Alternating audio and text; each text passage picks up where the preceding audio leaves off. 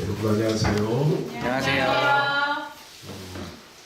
저는 거창하게 소개를 받은 이치만이라고 합니다.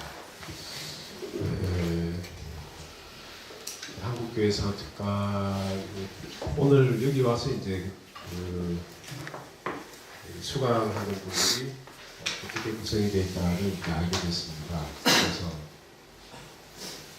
이게 조금 편안하게 해도 되겠다. 이제 내부 교육용이라고 들었거든요. 좀 전에 제가 PPT 이야기를 들었으면 PPT를 이렇게 해서 현란한 프레젠테이션으로 충분히 가능한데 전혀 그걸 안내를 못 받았어요. 그래서 그냥 대중 강연처럼 해야 된다고 생각을 해서 안 했는데 아쉽다고 생각합니다. 우리가 한국교회사를 하기 전에 재밌는 이야기를 하나 먼저 들려드리고 아직 입에서 덜 씹힌 글을 많이 씹으시면서 이야기를 소화겸해서 들으시기 바랍니다. 얼마 전에 독일에서 G20 세계 정상들이 모여서 회담을 했죠. G20은 지금 지구에 200개 정도 나라가 있다고 합니다. 200개 정도 나라가 있는데 그 중에서 1등부터 20등까지의 나라들, 그 정도면 전 세계 GDP의 거의 엄청난 대부분을 차지할 정도의 나라들이겠죠. 그 나라들이 다 모여서 하는데 이 G20이 있기 전에 G7이 있었을 때 G20이 있기 전에 G7 1등부터 7등까지 나라들이 모여서 서방 7개 정상회담 이렇게 불렀습니다. 우리나라에서는 그 G7이 일본의 오키나와에서 열렸을 때 일어났던 실제 일어났던 일입니다. 보통 이제 정상들이 여러 나라가 다중 모이면 다중 회의를 하기도 합니다만은 현안이 있을 때는 양국이 하는 경우도 있잖아요, 그렇죠? 그래서 그때는 미국하고 일본이 중요한 외교 현안이 있었습니다. 이제 오키나와 해병대 문제 그런 문제들인데 그 이야기는 하면 너무 옆길로 새니까 빼고 외교 현안이 있었어요. 그래서 그 외교 현안을 원하기 위해서 당시 미국 대통령하고 일본 수상이 만나서 회담을 해야 되는데 저는 잘 모릅니다만은 그렇게 외교적으로 정상들이 만날 때는 초청하는 나라가 초청받는 나라의 말로 인사를 한답니다. 만날 때. 그리고 나서 이제 본회담 들어가면 통역을 끼고 이제 하겠죠. 그러니까 초청하는 나라는 일본이니까 일본이 되겠고 초청받는 나라는 미국이죠. 그러니까 초청받는 나라의 언어니까 영어로 인사를 해야 되는 거죠. 근데 문제가 아니었던 게 이 일본 사람들이 한국 사람들이 영어 울렁증을 훨씬 능가합니다. 굉장히 영어 발음이 잘 안 돼요. 단적인 예로 맥도날드 같은 경우에는 마크도날드 이렇게 발음하잖아요, 그죠? 우리보다도 훨씬 발음이 더 안 되는 일본 발음의 특징이 그렇습니다. 받침이 없습니다. 모든 일본의 문자는 받침이 한두 개밖에 없어요. 그래서 받침이 없다 이렇게 봐도 과언이 아닌데 그러니까 영어 발음도 잘 안 되고 영어도 잘 안 되는 수상이죠. 수상이어도 영어를 잘할 이유가 전혀 없으니까. 그러니까 그럼 어떻게 할까? 외교 관리를 깨고 그냥 이렇게 할까? 이러다가 이제 묘안을 하나 냈죠. 일본 외무성 관리들이 중학교 1학년 레슨 1 그 장면 그게 우리하고 같나 봐요. 우리도 이제 그건데 중학교 1학년 기억나세요? 1학년 제1과 영어 1과 이제 두 사람이 만나잖아요, 그죠? 이름은 기억이 안 나요. 만나서 안녕하세요 이러잖아요. 네. How are you?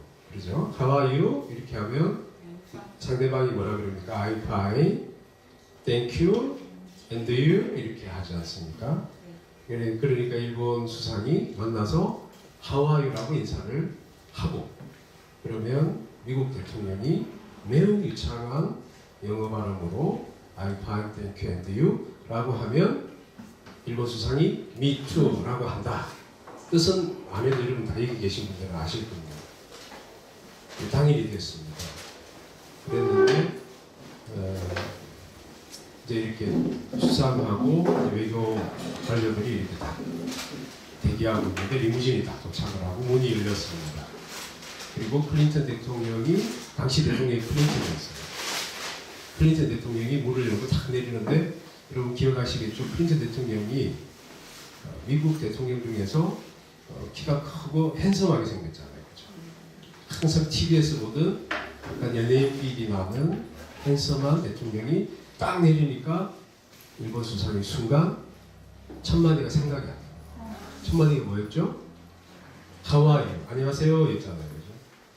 이 발음이, 이게 무슨 말이 생각이 안 나요. 하와이. 그래서 이제 근데 대통령이 점점 여기로 다가오는 거죠. 한 걸음 한 걸음 다가오는데 생각은 잘 안 나는데 머리는 하얗게 되었다. 등에는 식은땀이 쫙 흐르기 시작하는. 근데 이 옆에는 매스미디어들이 잔뜩 와 있지 않습니까? 요즘 우리 경찰청에 검찰청 가면 그 모습 예상하시면 됩니다. 여기에 뭐 카메라 플래시 터지고 있고 ENG 카메라 돌아가고 있고, 근데 첫 마디 실수를 하면 이게 딱 드러나는 거죠.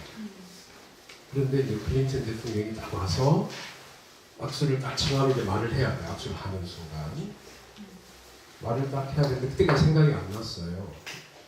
근데 딱 악수를 하는 순간 번쩍 첫 마디가 생각이 났습니다. 그러면서 웃으면서 Who are you? 하와이가 발음이 꼬여버렸어요. 네, Who are you라고. 세상에 미국 대통령한테 Who are you라고. 이게 근데 그거다 대놓고 미국 대통령이 I'm fine, thank you, and you 시나리오대로 하면 그 바보죠. 게다가 이 클린턴 이 대통령 힐러리도 그렇고 빌 클린턴도 그 워싱턴 정가 변호사 출신이지 않습니까? 그 워싱턴 정가는 그렇답니다. 그런 굉장히 크리티컬한 코미디를 서로 이렇게 자유롭게 화내지 않고 주고받을 수 있어야 되는. 네. 그래서 이걸 받아들이는 거죠. 그래서 후아유라고 물어봤으니까 그러면 내가 누군지 그럼 알려줄게 라고 순간적으로 생각을 했을 거라고 저는 추정합니다. I'm Hillary's husband 라고 대답을 딱 하고 멋지게. 그러니까 모리스 쌤 웃으면서 Me too.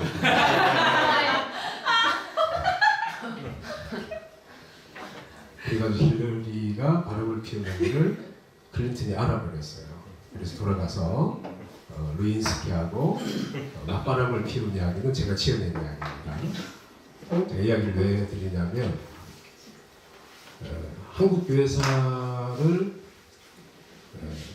여기가 이제 한 기독교 성지연구소 또는 바이블로드를 연구하는 그런 모임이다라고 하는데 한국 교회사를 연구하거나 기독교 성기를 연구하는 본질에 대한 질문이 바로 여기에 있기 때문입니다. 그건 뭐냐면 바로 Who are you입니다. 왜 이것을 하냐? 한국 교회사 역사를 왜 공부하느냐? 역사를 알아야 되는 이유의 가장 중요한 본질은 Who are you에 대한 대답을 하고 있습니다.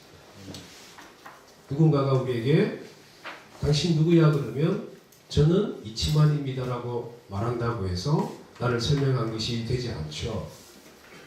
누군가가 나에게 당신 누구야고 물으면 결국에는 나의 삶의 궤적을 말하게 되어 있습니다. 어떤 민족이든 어떤 사회든 어떤 공동체든 당신이 어떤 신앙을 갖고 있냐라고 물으면 내 신앙을 어느 한 시점에 핀포인트로 찍어서 내 신앙은 이겁니다라고 말해서는 그 사람 전체를 알기 어렵습니다. 결국에는 내 신앙의 궤적을 말하게 되어 있어요.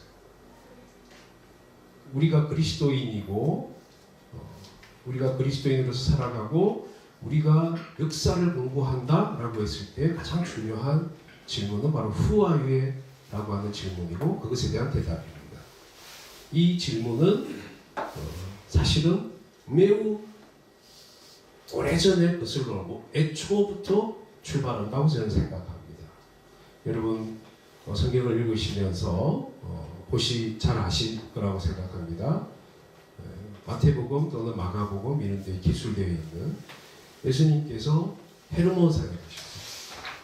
헤르몬산은 한 3,000m가 넘는 매우 높은 산이고 이스라엘 최북단에 있습니다. 우리로 치면 백두산 같은데 헤르몬산을 넘어가면 다른 나라가 됩니다. 예수님께서 끝까지 왜 가시는지 잘 모르겠습니다. 근데 그 산 어귀에 가이샤라 빌립보라고 하는 신도시가 있었어요. 그 가이샤라 빌립보의 도시에서 약간 떨어진 산등성에 올라서 예수께서 제자들에게 물으십니다. 사람들이 나를 누구라 하느냐? 그랬더니 제자들이 들으는 엘리야라고 합니다. 어떤 사람은 예레미야라고 합니다. 어떤 사람은 세례요한이라고 합니다. 뭐 이런 이야기를 합니다. 예수님께서 본질적인 질문을 두 번째로 하십니다. 너희는 나를 누구라 하느냐? 너희는 나를 누구라 하느냐라고 질문하십니다. 그때 여러분 잘 아는 베드로의 매우 유명한 그 고백 뭐라고 하죠? 주는 그리스도시요 살아계신 하나님의 아들입니다 라는 고백을 합니다. 우리가 아는 모든 신앙 2000년 동안 존재했던 모든 교회 그리고 그 교회를 변증하기 위해서 기록되어지고 쓰여졌던 모든 신학은 바로 주는 그리스도시요 살아계신 하나님의 아들이다라고 하는 이 고백에서 출발합니다. 이 고백이 바로 오늘 제가 여러분에게 던지는 질문 Who are you? 와 맞닿아 있다라고 저는 생각합니다.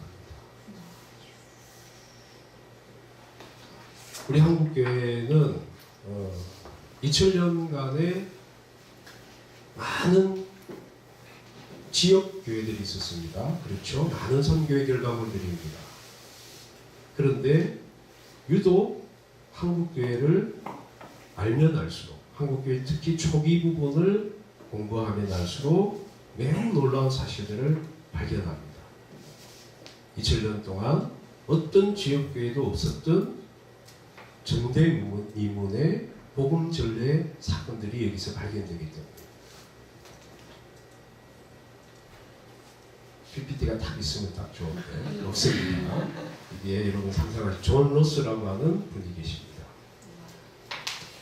이 양반은 스코틀랜드 성서공회에서 파송된 성서공회 직원이었습니다.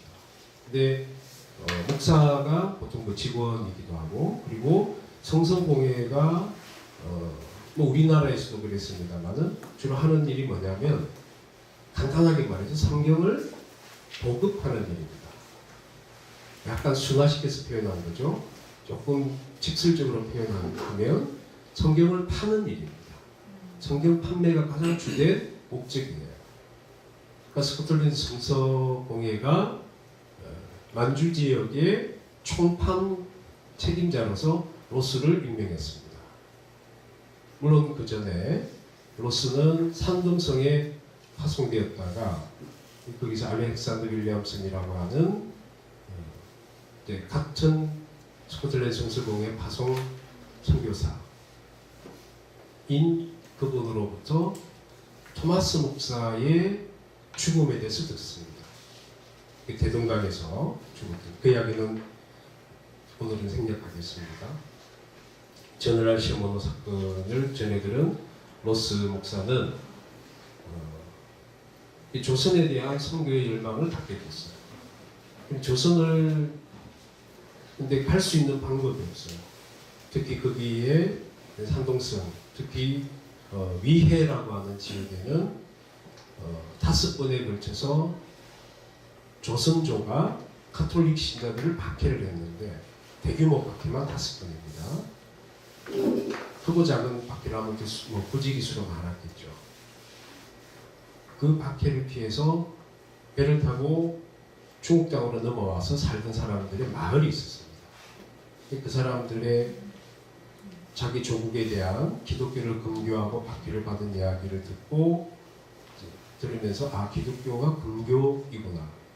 단지 금교일 뿐만 아니라 기독교를 전하거나 또는 기독교와 관련된 기물을 소지하고 있기만 해도 본인뿐만 아니라 삼족을 멸한다 라고 하는 지금 엄중한 상황이구나 하는 걸 들었습니다. 그래서 조선에 대해서 열망은 갔지만 방법이 없었어요. 그러다가 지금 산동성으로 가면 영구라고 하는 항구 도시가 있습니다. 이 발해만 저 한쪽에 있는 지도가 있으면 참 좋겠습니다. 쫙 이렇게 거기에 있는데 거기에서 이제 먼저 전초기지를 형성하고 그리고 나서 이 산동성 만주 지역을 일단 파악하고 어떻게 하면 성경을 보급할 것이냐.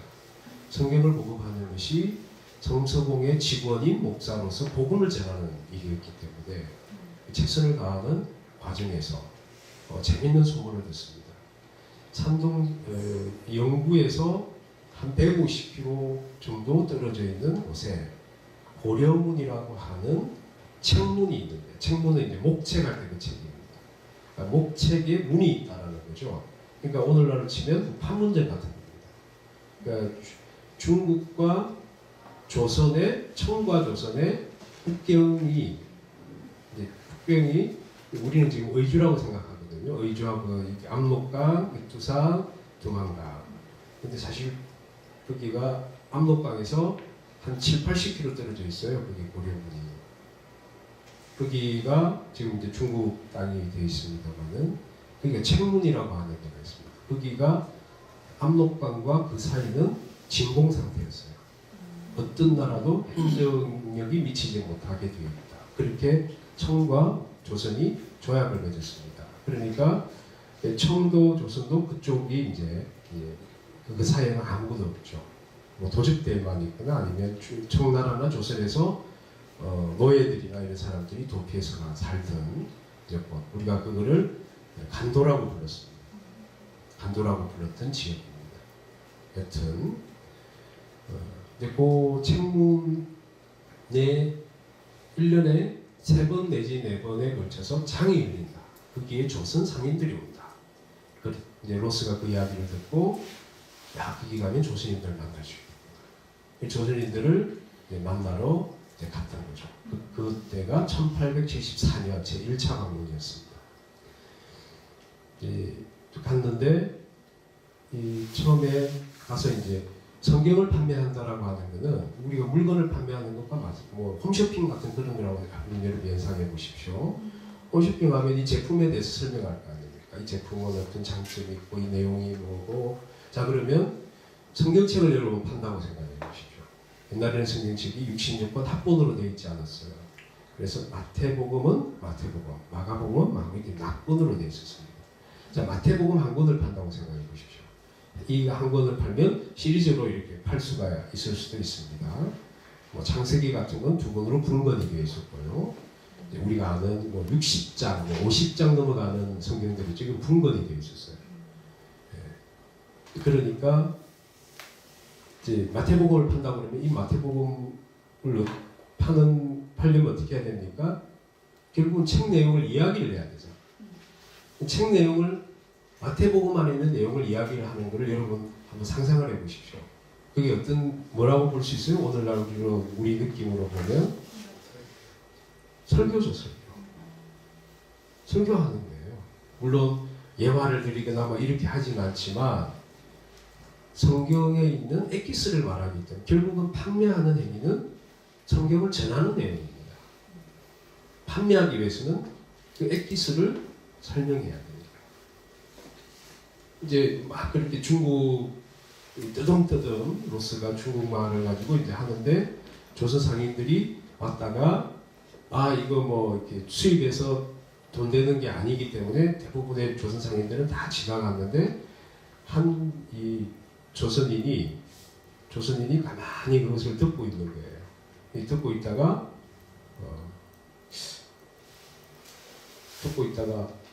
뭔가 있는데 이거는 이 예수쟁이들 물건이다 하는 걸 알기 때문에 주저하고 그 다음에 이제 떠나려고 하는 거죠.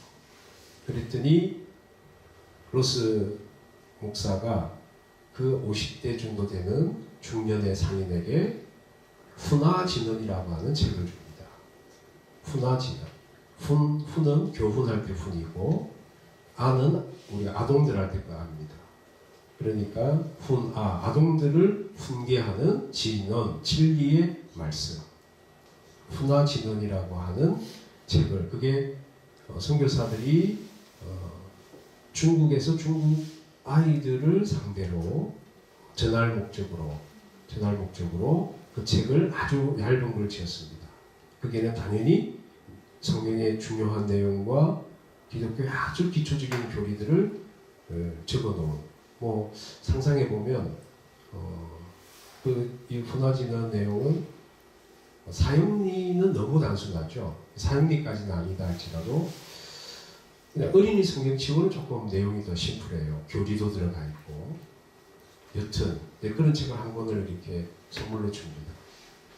그리고 이 중년의 남성과는 이제 헤어졌죠. 그리고 거기는 1년에 매번 열리는 것도 아니고 15일마다 보름마다 열리는 장도 아닙니다. 그러니까 결국에는 이제 철시를 하고 이제 갔습니다. 그러는 가운데서 또 막 연구에서 사역을 막 열심히 하고 있었죠. 하고 있는데 2년 뒤에 1876년에 또 한 번 방문을 합니다. 또 한 번 방문을 하는데 그때 한 청년이 와서 하는 말이 아주 놀라운 이야기를 해요. 왜 작년에는 안 왔습니까? 왜 작년에는 안 왔냐? 이 말은 작년에 자기가 왔다라는 거예요. 그리고 이 책을 들고 와서 이 책에 대해서 이야기를 드려달라. 한 명이 아니었고 무려 그와 더불어서 7명의 친구들이 몰려온 거예요. 그들은 단지 장사를 목적으로 온 게 아닌 게 알려지게 됐습니다. 알게 됐습니다. 어떻게 알게 됐냐면 이 사람들은 돌아갈 생각을 합니다. 원래 철시를 하면 이들은 이 비자 기간이 있는 것처럼 일정한 철시 이후에 며칠까지 돌아와야 돼요.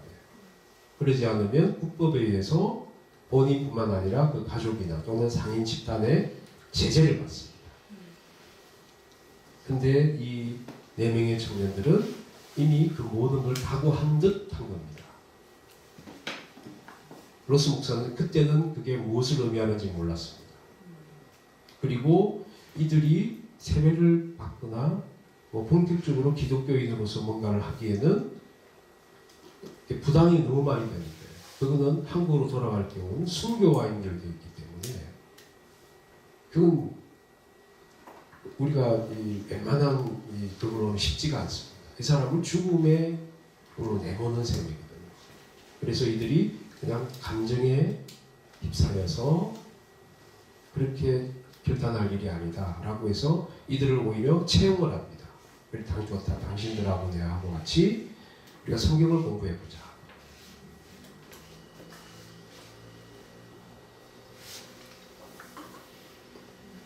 그리고 성경을 공부하기 위해서 기초적으로 한글을 이제 로스 목사가 이들로부터 배우기 시작합니다. 그래서 한글을 배우고 그 한글을 배운 걸 가지고 사전을 만듭니다. 그 사전이 저본이 돼요. 그 사전이 1880년이죠. 80년경에 그게 사전이 나오게 되고 그 다음에 물론 그 사이에 1879년에 이 4명의 청년 백홍준, 김진기, 이성하, 이영찬 이 등등의 4명의 청년들은 세례를 받습니다. 그 중에 한 사람이 백홍준이라고 하는 분, 여러분 기억하십시오. 이분이 바로 이분의 아버지가 그 50대 상인이었어요. 자기 아들에게 그 책을 주고 읽으라고 보냈던 거예요. 이게 그냥 단순한 행위처럼 보이지만 사실 한국의 개신교 사회가 일어나는 데 있어서 이 결정적인 키워드는 선교사가 이 땅에 발을 디디기도 전에 한국인이 스스로 무슨 의미인지는 모르지만 복음을 전했어요. 그리고 한국인이 스스로 그 복음을 받아들이기로 결단했습니다. 그리고 목숨이 위태하니까 조국을 떠나서 탈북하여서 복음을 받아들이기 위해서 나왔던 겁니다. 이게 2000년 세계 선교 역사상 전무후무한 일입니다. 선교사가 있다 그 땅에 발을 내디디기도 전에 그 땅에 살던 백성들이 복음을 받아들이기 위해서 복음을 받아들일 목적으로 자기 나라를 벗어나서 먼저 복음을 받아들인 역사는 2000년 역사상 존재하지 않습니다. 뿐만 아닙니다. 이들 그리고 나서 이제 1879년에 2명의 청년들이 의주 청년들인데 이분들이 서상윤, 서경조라고 하는 분들이 또 세례를 받고 그리고 이제 서상윤이 인벌브가 되면서 백홍준, 서상윤, 그 다음에 존 로스 이 세 사람이 합작을 해가지고 성경을 번역합니다. 그래서 예수 선교 누가복음 전서, 예수 선교 요한나 복음 전서, 누가복음하고 요한복음입니다. 이게 1882년에 번역이 됩니다. 그 다음 83년에 그러니까 대자행적이라고 하는 것은 사도행전이죠. 그 다음에 마태복음, 정권이 87년에 발간이 됩니다. 그런데 이게 성경이 이제 발간이 되는 것뿐만 아니라 이 성경을 발간하는 목적은 도법을 목적으로 하거든요. 스코틀랜드 성서공회가 선교단체이긴 합니다만은 땅 파서 장사하는 사람들이 아니거든요. 이게 판매가 돼야 됩니다. 판매가 되기 위해서는 도법을 해야 됩니다. 근데 한글로 되어진 순 한글로 되어진 이 책, 이것도 이제 성경 말씀이 이것도 전대미문의 일이에요. 선교사가 이 땅에 발을 디디지 않았어요. 그런데 그 백성들이 밖에 나와서 예수를 믿었을 뿐만 아니라 그 나라 말로 자기들이 번역을 했어요. 이게 비교하면 중국과 비교할 수 있어요. 중국은 이제 아시아의 이제 근대 선교를 가장 먼저 했다라고 이제 이야기하면서 개신교에서 윌리엄 캐리입니다.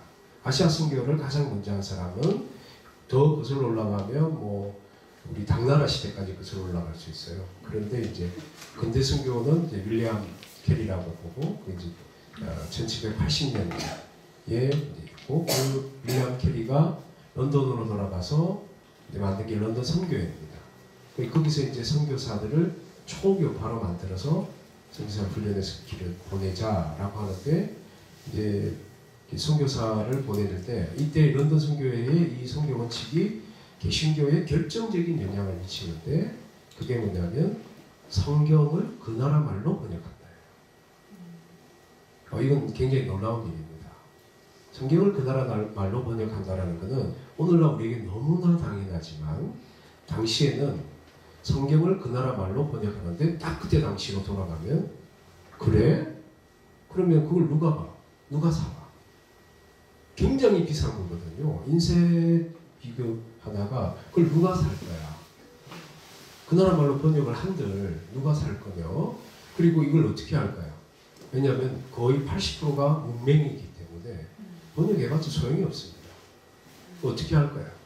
바로 이런 의문이 드는데도 런던 선교회는 굉장히 원대한 선교적 이상을 가지고 거죠.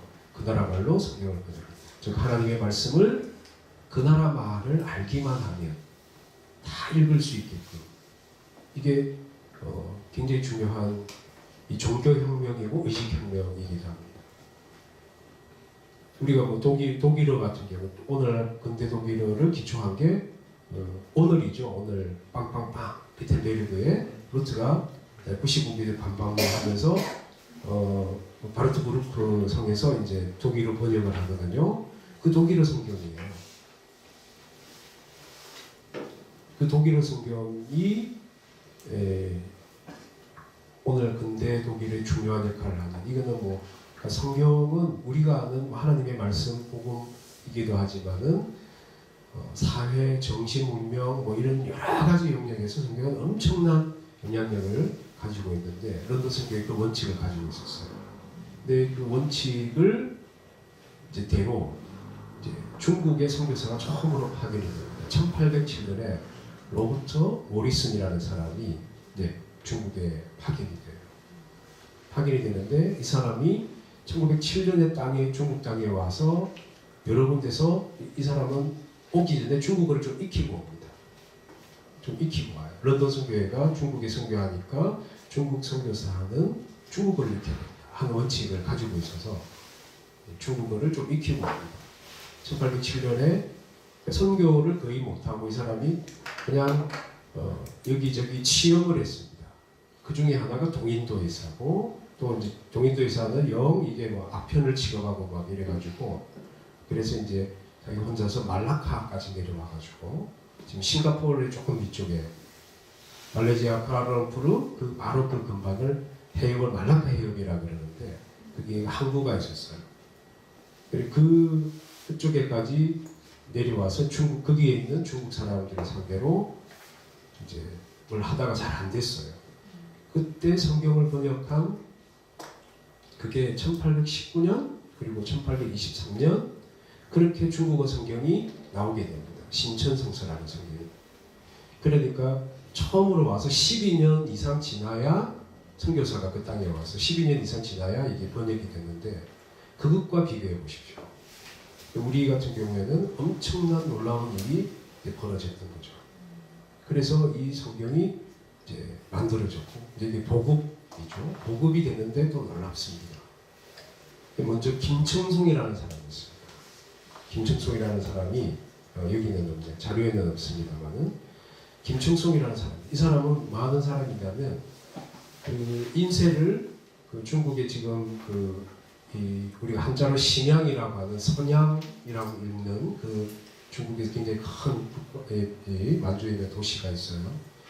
거기에서 인쇄를 하는데, 그 인쇄를 할 때 한글로 해야 되기 때문에 그 활판을 만들어야 됩니다.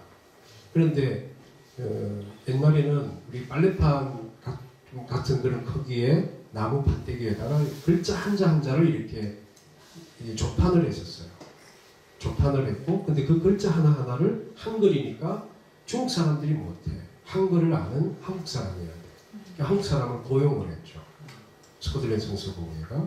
그래서 그걸 조판하고 활자를 만들고 이걸 조판하는 인쇄공이었어요. 근데 김청송이가 그걸 활자를 하나하나 만들고 이걸 하니까 이게 한자 꼽잖아. 그럼 문장을 읽게 되잖아, 당연히. 이걸 읽고 꼽아야 되니까. 이 사람이 그 원고에 있는 그걸 보고 꼽다가 예수 믿은 사람이에요. 이 복음의 힘은 놀랍습니다. 우리가 상상하는 걸 초월합니다. 특히 한국 교회사에서는 이러한 이야기들이 어마어마하게 많이 있습니다.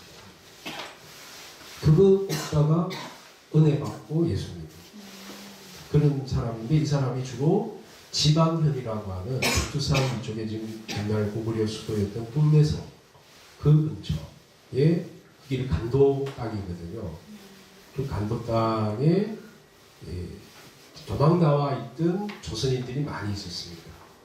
이게 뭐 천민이어가지고 도망을 가기도 했고, 또는 뭐 빚이 많아서 도망을 가기도 했고, 또는 억울한 일을 당해서 그 다음에 탐관오리들의 합정을 못 이겨서 도망을 가기도 하고, 그래서 그런 사람들이 마을을 이루고 살았던 곳이었는데, 거기에 집안에 가서 이제 이양자라고 하는 마을이 있었어요.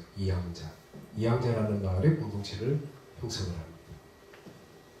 거기서 그 사람들이 나중에 이 간도가 굉장한 이 교세를 가지고 성장을 하는 지역이었어요. 일제시대 때만 하더라도. 그 간도의 그 중심축이 되는 최초의 교회이고, 이게 김청송의 이제 집안연의 이양자 공동체에다가 그걸 보급하고 그게 신앙 공동체로 만들어졌습니다. 그 다음에 백홍준이 이제 국내로 들어오기 시작하는 거예요. 국내로 들어오는 건 매우 어렵습니다. 왜냐하면 성경을 갖고 들어오다가 이게 발각이 되면 뭐 당연히 압수뿐만 아니라 목숨도 잃고 삼족이 멸족당하는 위험한 상황이니까. 근데 그 위험을 어떻게 무릅쓰냐면 중국에서 당시에는 폐지들을 많이 수입했답니다. 이 폐지라고 하는 거는 이렇게 뭔가를 쓰고 이렇게 안 쓰게 되는, 앞뒤를 다 빽빽하게 다 쓰고 나서 이면지까지 다 쓰고 나서 안 쓰게 되는 그 종이를 가지고 뭘 하냐면, 당시에는 종이가 매우 귀하고 그 다음에 종이 질이 지금보다 훨씬 좋았어요. 뭐 거의 종이를 여러 겹, 24겹 정도를 딱 하면 총알을 막는 데거든요.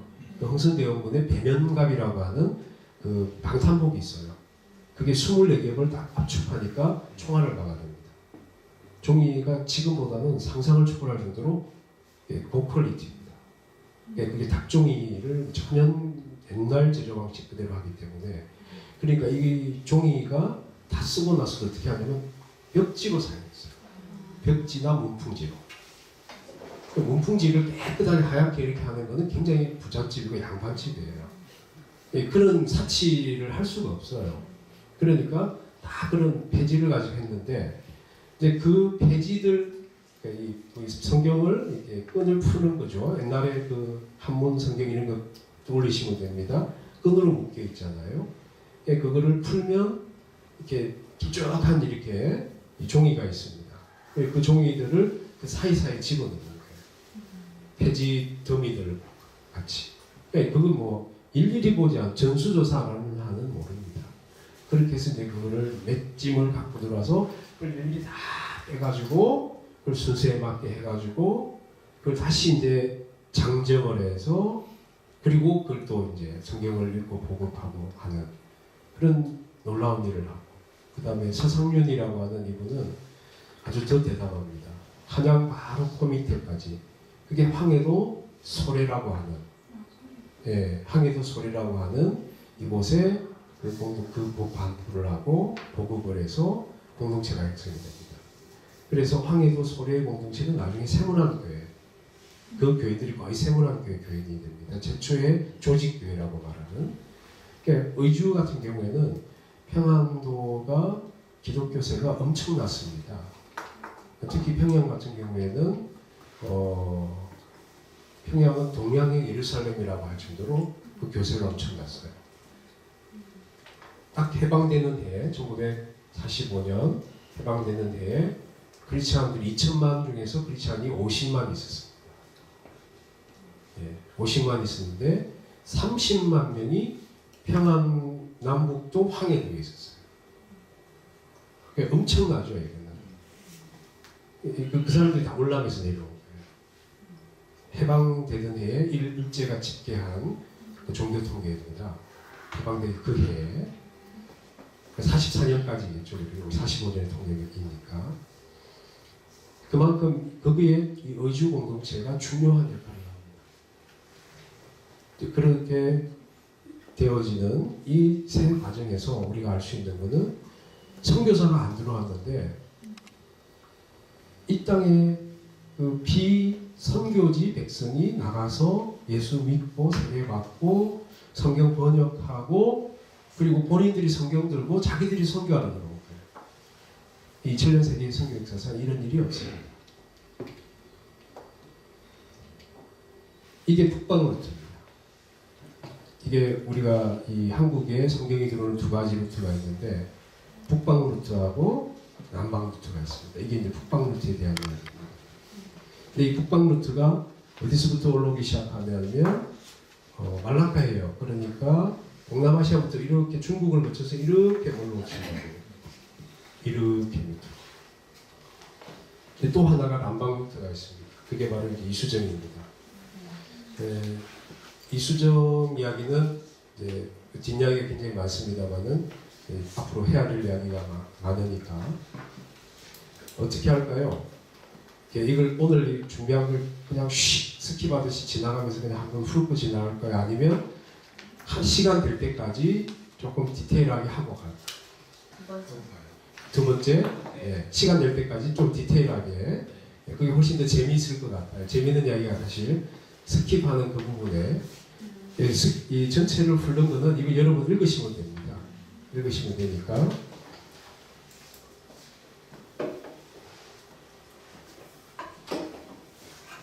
이수정 같은 경우에는 이수정이 이제 김호굴란 이후에 이 나중에 명성황후로 추천이 되는 왕비 민씨의 도피와 그 다음에 복귀의 공헌을 세우고 그래서 이제 고종 임금으로부터 특별히 네가 하고 싶은 게 뭐냐라고 합니다. 이수정이 자기는 일본에 유학을 가고 싶다는 거예요. 그래서 국비 유학생으로 유학을 자청합니다. 그래서 신사유람단의 수행원으로 먼저 일본에 가서 그냥 거기서 눌러 있게 됩니다. 정부의 허락에 의해서 돈을 내주고. 근데 이수정이 이렇게 하게 된 이유는 그 신사유람단 그 전에 갔던 자기 친구 안종수의 이야기를 들어서 그래요. 왜 그러냐면 안종수가 일본의 농학자이자 크리스찬인 츠다센이라고 하는 사람을 만납니다. 그 츠다센이라고 하는 사람을 만나는데 이 사람을 만나서 무슨 이야기를 듣냐면 옛날 조선으로부터 일본이 논어를 건네받은 보응을 이제는 우리가 등하보다 밝고 빛나는 태양빛, 일광을 우리가 전해줄 차례다. 이런 이야기를 했다는 거예요. 그러니까 조선의 유학을 가장 거룩한 학문으로 성학이라 하거든요. 조선 유학이라는 건 오늘 우리의 이야기고 당시 사람들은 성학이라고 했어요. 거룩한 성자를 써서 성학이 그러니까 거룩한 가르침인 이 공명의 가르침을 이 듣도 보도 못한 이 일본 쪽발이 놈이 그거를 등화라하고 등장합니다. 그리고 우리가 일본이 이거와 비교해보면 태양빛을 전해줄 차례. 그건 비교가 안 되는 걸 줘요. 그게 뭘까? 그 이야기를 듣고 왔다 하는 안종수가 그 이야기를 듣고 이수정이가 탁 뭔가를 떠올렸습니다. 왜 그러냐면 이수정이 외가가 이게 가톨릭 집안이에요. 그래서 박해를 당했어요.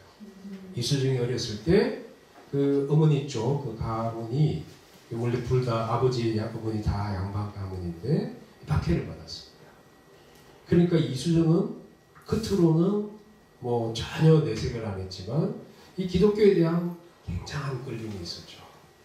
그러니까 안종수의 하는 말을 딱 듣고 핀트가 팍 온 겁니다. 그러니까 임금한테 주청을 한 거예요. 임금이 어떻게 할래 하니까 뭘 할래 하니까 나 일본에 유학하게 해주십시오. 그래서 내가 조국을 위해서 뭔가 바침이 되겠습니다. 그거는 립 서비스였고 실제적으로는 일본에서 그런 걸 공부하고 싶었던 거예요. 그리고 츠다센을 만납니다. 그리고 츠다센을 만났을 뿐만 아니라 츠다센을 통해서 알게 되는 나카다 목사라고 하는 이 목사를 통해서 이 자기가 기독교에 대한 이제 그 궁금함을 아주 그냥 이 매주 한 번씩 이렇게 스타디하듯이 집중적으로 그러니까 인텐시브 교육을 받는 거예요. 인텐시브로. 쫙 교육을 받고 결국에는 1883년에 이제 세례를 받습니다.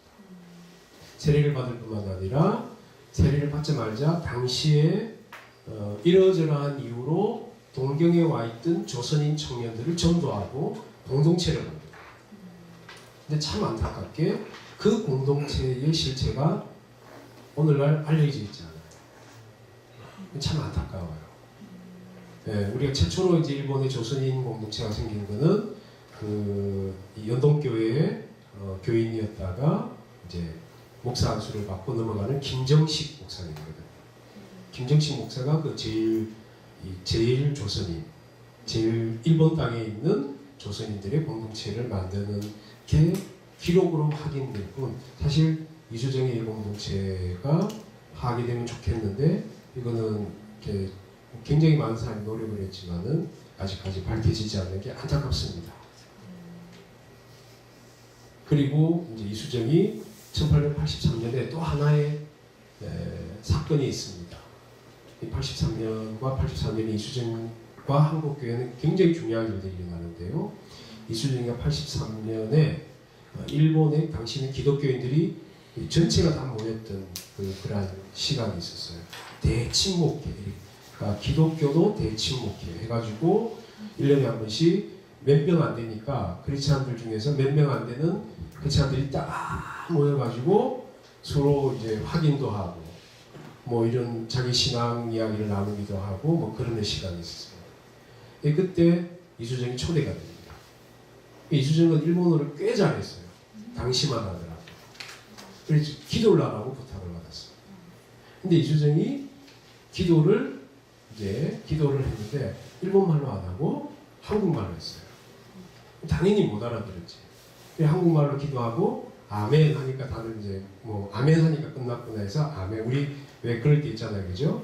특히 그 영어권 목사님들 기도하면 예수 이름으로 기도하면 이거 없잖아요, 그죠? 그냥 쭉 해놓고 저희가 그냥 아멘 하고 보니까 화들짝 놀래가 우리가 아멘 들리지 않습니까? 그것처럼 이제 이수정이가 하다가 아멘 하니까 아멘 했어요. 근데 이때는 이게 무슨 일인지 아무것도 몰랐어. 아무 일도 없어. 근데 이게 놀라운 거예요. 저는 이런 거 보면 한참 놀래고 막 닭살이 돋아요. 그 자리에 누가 있으면 우치무라 간조가 있었습니다. 예, 그 자리에 우치무라 간조뿐만 아니라 에비나 단조, 뭐 니지마조, 일본의 기라성 같은 기독교 리더들이 그게 목사들뿐만 아니라 평신도 리더들도 있었어요. 츠다센 같은 경우는 일본 근대 농업을 기초한 사람입니다. 뭐 일본에는 기독교인들이 많지는 않지만 기독교 평신도 정도 되는 사람들은 대단한 사람들이 많습니다. 예. 여튼 이 츠다센 우찌무라 간조도 사실 평신도입니다. 신학교를 안 다녔어요. 혼자서 그냥 했는데 혼자서 열심히 공부했는데 헬라어 히브리어를 다 알고 그리고 성경 주석을 쓰고 글을 그렸던 거죠. 이 우찌무라 간조가 수상독에다가 어떻게 쓰냐면 이게 이제 거의 안 알려져 있었던 이야기인데 이제 자기가 옛날 이야기를 기억을 떠올리는 1883년 기억을. 근데 내가 그때 한국인 이름이 잘 생각이 안 난다. 그걸 해놓고 아마도 이주택 이제 이 나무 숫자에다가 그 다음에 이 정자할 때 그 정자가 아니고 그 정자가 뭐죠? 하여튼 그 정자를 써요. 이수자. 그게 리주테이라고 이렇게 일본말로. 리주테이일 것 뭐 이렇게 이제 이런 식으로 표기를 해놓고 그 사람이 기도를 하는데 조선말로 해서 무슨 말인지 하나도 못 알아듣겠더라. 그런데 딱 알아듣는 건 한 단어밖에 없다. 아멘. 이상하게 하나도 못 알아듣는 그 기도를 듣고 내 가슴이 뜨거워졌다. 이런 이야기를 해요. 이건 이제 굉장히 놀라운 그 이야기죠. 그래서 그런지 우치무라 간조의 밑에는 한국인 제자들이 그렇게 많았습니다. 근데 한국에 대한 각별한 사랑이 있어요. 이 사람은 사실 민족주의자예요.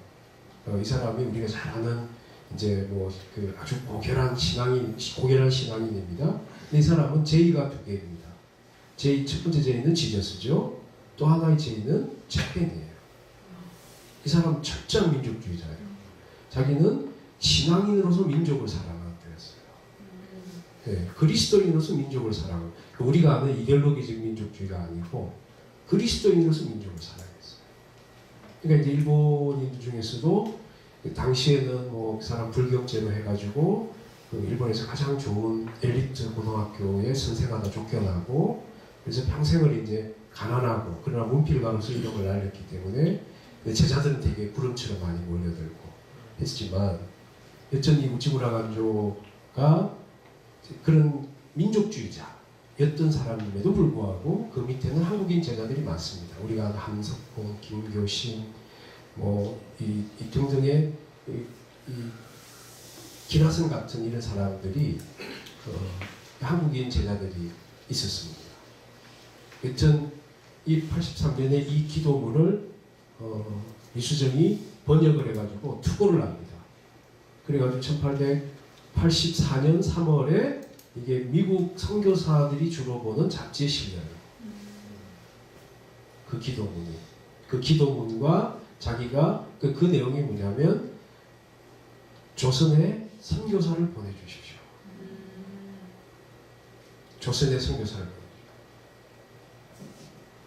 그러니까 아직 선교가 이루어지지 않았는데 그 선교 비선교지 백성이 선교 공국이 될 예정인지 아닌지도 아직 모르는 나라에다가 선교사를 보내달라고 요청하는 사례가 선교에서 상없었습니다.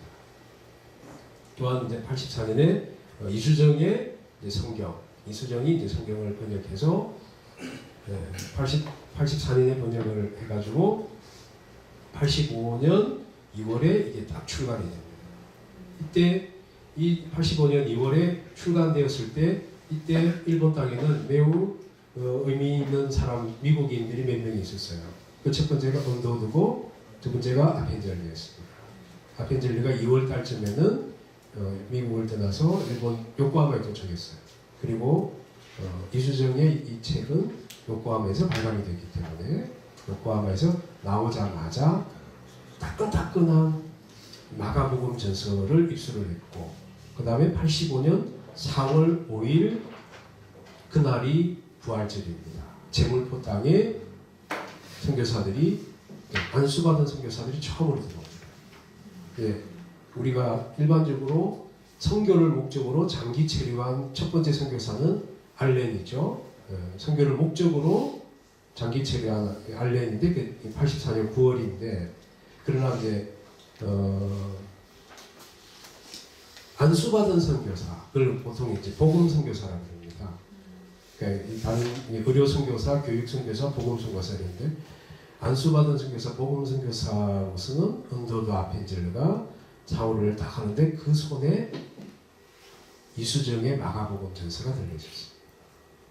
그러니까 선교사가 자기가 입국하면서 동시에 그 나라 말로 번역이 된 성경을 들고 가는 예는 또 2000년 역사상 없습니다. 이게 남방 루트예요. 이게 이 북방 루트하고 이 남방. 이게 이제 주로 요코하마에서부터 시작이 돼서 이렇게 해가지고 근데 이제 재밌는 거는 한국 교회에 별로 안 알려진 사실이에요. 그 중에 하나가 사실 이렇게 말하면 이제 안 알려져 있는데 약간 여러분 놀라실지도 몰라요. 이 땅에 가장 먼저 성경을 들고 온 외국인이 있었습니다. 이게 누구냐면 나가다라고 하는 일본이 있어요. 나가다라고 하는 일본인이 한 개짝에 개짝 하나를 한문 성경을 싣고 일본에서 동네, 지금 부산 동네에 내려와서 동네 시장에서 그 개짝에 있는 성경을 팔았습니다. 이 사람은 당시에 일본 성서공회의 소속인 총무였어요. 총무였고 그리고 일본 이 동네나 아니면 또 지금 용두산 고원 그쪽에 대신동 쪽에는 일본인들이 드문드문 거주해 있었고 그리고 밀양에는 외관이 있었고 그러니까 외관은 이제 아예 이제 낙동강을 거슬러 올라가서 거기에 일본인들이 거주하고 뭐 무역할 수 있는 하나의 그 거점이었죠. 그러니까 일본인들을 상대로 한 게 아니고 이 사람은 한국인을 상대로 한번 입지를 한 거예요. 이거 반응이 좋으면 우리 이제 계속 본격적으로 하자라고 하는 이제 이런 목적이 있었습니다. 근데 요게 이제 살짝 이제 뭐가 있냐면 뒷이야기가 이 북방루트는 로스 목사가 어느 나라에서 왔다 그랬죠? 스코틀랜드. 스코틀랜드는 영국이죠. 그죠? 영국입니다. 이게 이수정은 미국 성서공회, 일본에 있는 주1 미국 성서공회에서 그것을 발간합니다. 그리고 이 발간을 서두르게 된 것도 만주에서 영국 놈들이 성경을 발간했더라는 소식을 듣고 서두르게 됐어요. 미국이죠. 당시 미국은 영국에 비하면 잽도 안 되는 나라였지만 그러나 엄청나게 급성장하는 신흥 강대국으로서 영국과는 불편한 관계였습니다. 그래서 북방루트가 이 남방루트가 다 이렇게 치고받고로는 이 사이에 일본이 있었어요. 일본 또한 근대화를 막 이루고 나서 그 자부심이나 자신감이 있었습니다. 그래서 영국과 미국 성경, 그러니까 이거는 국가 단위뿐만 아니라 선교기관에서도 그런 게 감지가 되는 거죠. 그래서 이제 그걸 보내야 되겠다라고 하는 판단을 했던 겁니다. 그러니까 동네 파견을 했어요. 이게 81년인가 그래요. 81년인가. 비록 한글 성경은 아니지만 한문으로 되어 있지만 그 성경을 들고 외국인이 와서 성경을 팔았다. 성경을 어떻게 판다 그랬습니까? 결국은 성경 복음을 전해요. 이게. 복음을 전했다는 거예요. 복음을 전했고 그 개짝을 다 팔았어요. 근데 이 성경이 어디 있는지 몰라요. 그 중에 한 권이라도 있으면 참 좋으련만. 그 성경이 팔렸대는데 팔렸으면 국내 어딘가에 있는데 이게 뭐 이 벽지로 쓰다가 뭐 나중에 헐었든지 뭐 이렇게 됐을 수도 있고 모르겠습니다. 여튼 그게 나가다라고 하는 일본인 이 직원이 성서공회 직원이 성경을 했더니 이 한국을 둘러싸고 있는 이게 눈에 보이지 않는 각축이 없지 않아 있었습니다. 여튼 이렇게 성경이 번역이 됐고 이제 이 성경이 결국에는 오늘날 우리에게까지 전해집니다. 이제 우리가 성경 이야기 나오니까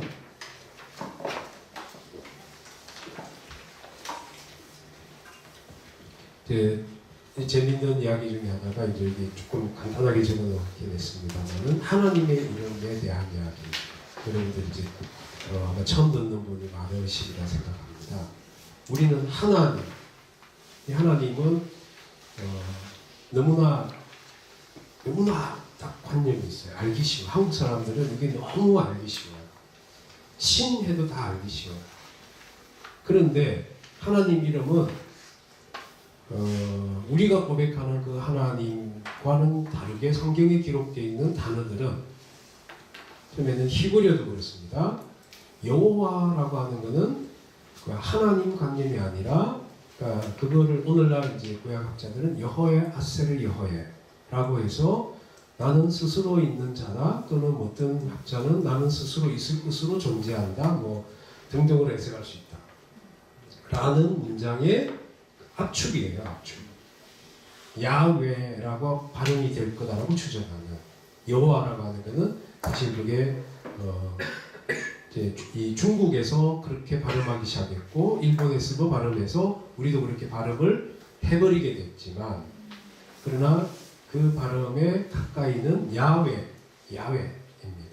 근데 이 야훼라고 하는 이 신명 외에 많이 등장하는 하나님을 뜻하는 단어가 있어요. 그게 엘이에요. 엘. 근데 엘은 우리가 고백하는 유일신이자 가장 지고의 이 역사를 주관하는 그 신개념을 나타내는 단어로는 동떨어져 있어요. 엘은 일단 복수가 가능합니다. 그리고 엘은 다신교적 경향을 다분히 갖고 있어요. 그러니까 그 단어 자체가, 그리고 그 단어를 어떻게든 관형사를 붙이든 뭐를 하든 간에 그걸 설명하기가 용이하지 않습니다. 우리가 고백하는 하나님의 관념과 동떨어져 있습니다. 그 다음에 이 히브리어 말고 또 기록이 된 게 헬라어죠. 그죠? 헬라어는 하나님 신을 뭐라고 부르냐면 데우스라고 불렀어요. 이 데우스는 뭐 발음 비슷한 것에서 우리 유추할 수 있죠. 제우스에서 왔습니다. 그레코로만 문명에서 넘어왔던 단어인데, 뭐 제우스가 갖고 있는 것 자체가 이미 다신적이죠. 이미 그거는 뭐 가장 그 신들 중에 왕이다 하지만 이미 그거는 다신적입니다. 우리가 고백하는 뭐 하나 이 그런 개념은 아닙니다. 그 다음에 기록이 된 게 이 라틴어예요. 라틴어로 처음으로 이제 우리가 라틴어화된 게 200년 정도 되는데요. 200년쯤 되는데 그 제롬이라고 하는 교부가 라틴어로 이제 기록을 하기 시작하는데, 그게 나중에 350년에서 아주 그 캐논이라고 해서 정경화됩니다. 그리고 처음에 기록이 됐던 350년경에 정경화됐던 간에 이 라틴어도 데우스예요. 라틴어도 데우스고, 그 다음에 영어, 위클리프의 영어나 아니면 루트의 독일어로 이렇게 바뀌는 과정도, 영어는 가시죠. 갓은 복수 가능하죠. 그죠? 복수 가능합니다. 독일어 고테스 뭐 다 가능합니다. 이게 우리까지 넘어오는 과정을 보는 거예요. 다른 데로 퍼진 거는 뭐 우리가 그걸까지 다 모르겠고, 이제 영어 독일어를 거쳐서 이제 우리가 본 게 신이에요. 신.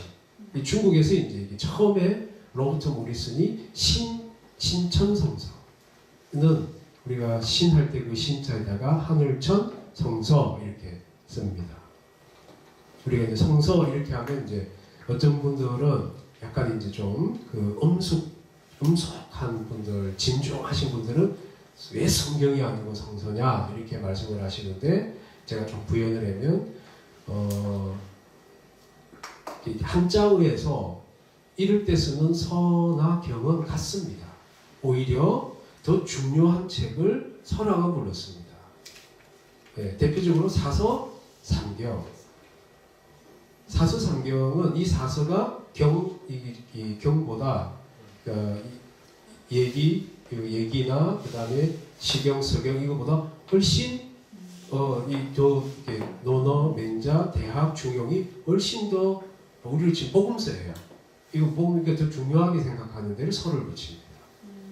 그러니까 그런 시비를 누가 붙으면 대놓고 싸우지 마시고 그냥 아니야, 이지만 교수 그때 한번 그랬었어 이렇게 그냥 점잖게 받아들이시기 바랍니다.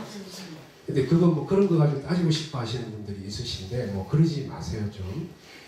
여튼 신천성서라고 하는데 이때 신자가 들어간 게 이게 논란의 여지가 됐습니다. 왜냐하면 한자어에서 신은 이게 중국 사람이나 일본 사람들에서 이 신자는 어떻게 탁 다가오냐면, 한국 사람들은 신하면 하나님이 먼저 떠올라요. 우리는 그런 민족이에요.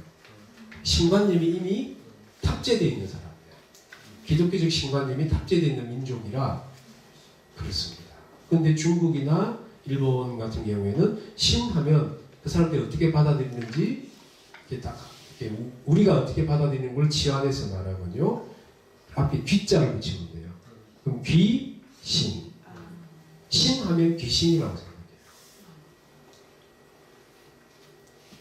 그러니까 그 신자로는 기독교의 하나님을 그럼 어떤 신이냐 이 물어보는 거죠. 이 신이 그러니까 뭐 하늘에 있는 약간 신 중에 좀 높은 신인 같다 이렇게 그게 아니라 이러면 이해가 안 되는 거죠. 이제. 설명할 길이 없어요. 그러니까 논쟁이 막 붙었습니다. 그렇게 해서 그러니까 상제라고 하는 중국말로 쌍띠라고 발음이 되는 발음이 하나의 후보로 떠올랐습니다. 물론 천주교 같은 경우에는 천주라고 하는 말을 쓰기 시작했죠. 천주교는 천주, 하늘의 주라고 쓰기 시작했고, 쌍띠라고 쓰는 말, 그러니까 신, 천주, 상제가 혼용이 되어서 이렇게 있다가 이게 한국에 들어왔는데 처음으로 우리말로 번역이 된 거는 참 재밌게도 로스 목사는 하나님이라고 번역했어요. 하나님. 아레아 아자를 찍어서 하나님으로 번역을 했습니다. 그랬는데 이제 이 아까 이야기했죠. 영국과 미국의 아주 미묘한 영국 애들이 하나님이래. 우리 뭔가 이렇게 약간 달라야 되잖아. 버전을 좀 다르게 하자. 그래서 신이라고 하는 이제 그게 신이라고 하는 게 훨씬 권위가 있다. 모리슨이 쓴 거고 이렇게 썼다. 이렇게 이제 했습니다. 그래가지고 했다가 뭐 참신이라고 했다가 여호와라고 했다가 상주, 천주 이게 어디에 나타나냐면 초기에 찬송가에 나타납니다. 찬송가에 어떤 찬송가는 참신이에요. 어떤 찬송가는 천주예요. 어떤 찬송가는 상주예요. 그리고 감리교하고 막 싸워요. 원도우드가. 그래서 굉장히 고집이 셌던 것 같아요. 막 이렇게 했는데 나중에 이것을 누가 이 정리를 하냐면 게일 목사, 물론 이제 언더우드는 본인이 게일의 그 주장에 대해서 수용을 못하고 잔뜩 불만을 안고 있다가 나중에 언더우드가 이제 박사학위를 하러 이제 미국에 가서 동양 종교를 가지고 박사학위를 신학 박사학위를 썼는데 그때 그러면서 이제 그 자기가 읽었던 우리 이 조선인들의 오래된 종교관념과 신관념을 읽게 되고 그러면서 게일 목사가 주장하는 게일 목사가 이 한영 자전을 쓰면서 이게 그렇게 하고 그걸 가지고 완전히 기초를 하거든요. 근데 게일 목사는 이게 누구한테 영향을 받았냐면 주시경 선생으로부터 영향을 받습니다. 주시경은 이제 우리가 국어학자잖아요. 원래 이 사람은 국어학자가 아니었어요. 그냥 평범한 청년이었어. 그런데 이제 이 배제학당을 나와가지고 배제학당 나와서 취업처로 어디에 취업을 했냐면 독립신문에 취업을 했어요. 독립신문에 취업을 해가지고 이제 원고를 옛날에는 독립신문이 띄어쓰기가 없었습니다. 쭉 붙였었어요. 붙였었는데 근데 이걸 띄어쓰기를 해야 된다라고 하는 뭔가 문화적인 요청을 받았던 모양이에요. 그 계기는 정확하게 모르겠습니다. 저도. 근데 띄어쓰기를 해야 되는데 어떻게 띄어쓰기를 하지? 이제 생각을 한 거죠. 띄어쓰기가 없는 한국 우리말을 어떻게 하지? 딱 이렇게 띄어쓰기가 어떻게 해야 되나? 이 말이 되게 띄어쓰기를 하기 위해서 어떻게 해야 되나? 그게 첫 번째가 뭐냐면 명사와 명사를 띄운다 했습니다. 두 번째가 뭐냐면 조사 뒤에는 반드시 띄운다 했습니다. 그리고 문장의 마침 뒤에는 띄운다. 점을 찍고 띄운다. 처음에는 이 한 세네 가지의 기준을 가지고 띄워쓰기를 했는데 그러면 이제 질문이 생기는 거죠. 조사는 뭐냐? 많죠. 주격조사, 목적격조사, 부사격조사 뭐 많습니다. 그러니까 이런 조사들은 뭐냐? 이런 거를 규명하면서 이 사람이 이제 학자가 된 거죠. 띄어쓰기를 고안하다가 학자가 된 거예요. 물론 이 양반은 이제 원래 내공이 뛰어난 사람이라 우리 문화에 대한 내공이 뛰어난 사람이라 그게 가능했겠죠. 뭐 갑자기 뭐 아무것도 모르는 청년이 뭐 이 활자그가 하다가 활판 인쇄하다가 뭐 그러진 않고 원래 기본 내공이 있었던 사람입니다. 근데 이 이제 주시경이 게일 목사랑 이제 만나서 이야기를 합니다. 게일이 물어보는 거예요. 야, 너네 하나님 관념이 뭐냐?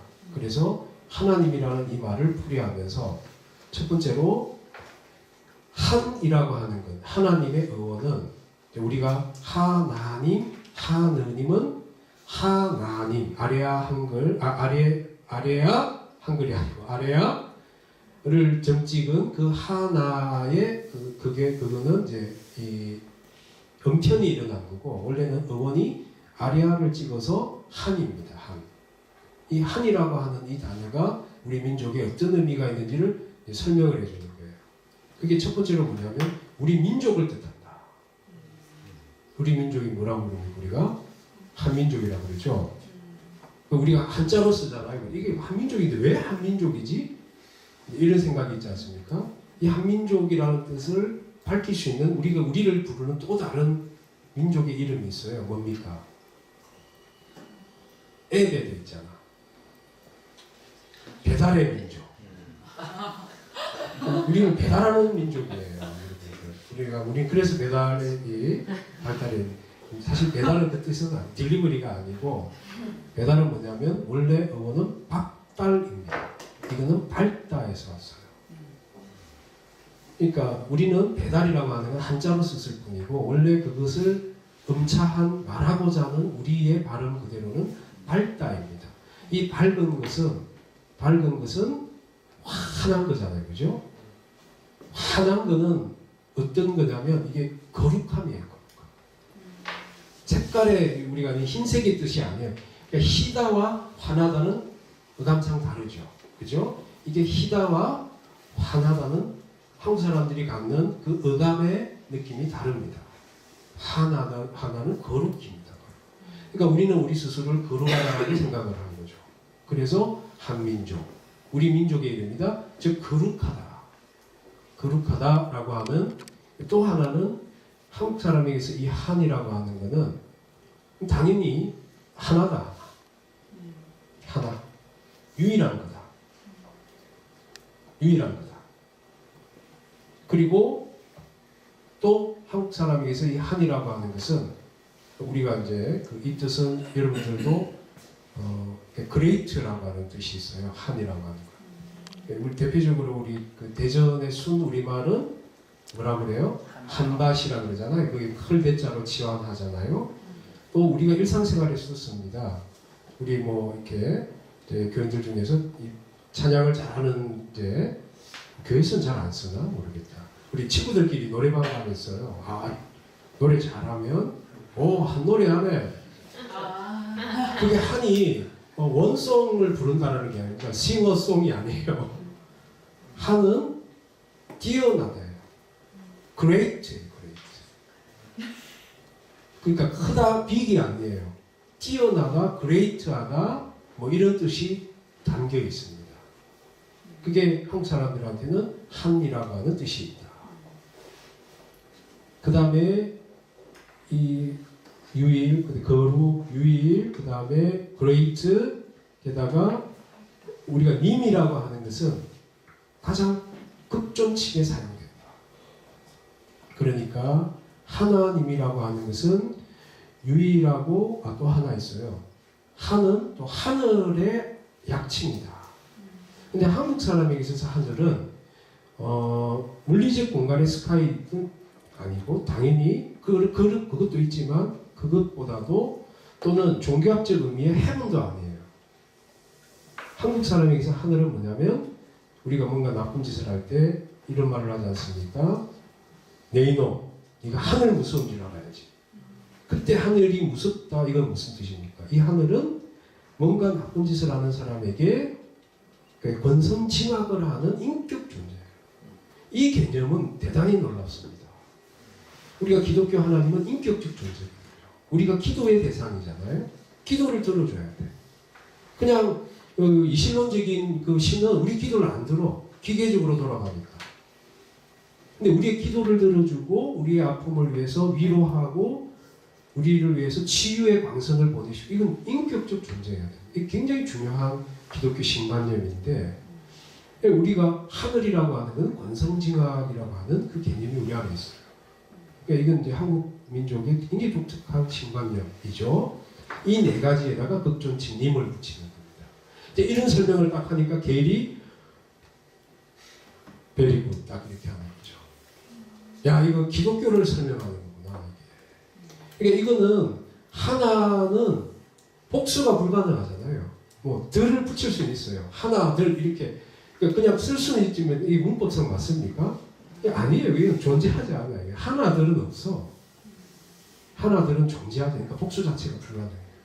근데 뭐 이런 등등의 이유들을 가지고 그러니까 세계에서 유일합니다. 제가 아는 현존하는 문명권의 언어 중에서 제가 모르는 뭐 비문명계 언어들이 있겠지만 문명권의 언어 중에서 이와 같이 거룩하시고 유일하시고 그 다음에 위대하시고 그 다음에 역사를 주관하는 인격자이신 우리가 고백하는 그 하나님을 한 자로 딱 압축하는 고백할 수 있는 명칭은 아마 우리밖에 없지 않나. 그건 놀랍습니다. 뭐 약간 이제 첨언을 하면 이게 어원이 한이기 때문에 이게 하나 하느가 같이 나옵니다.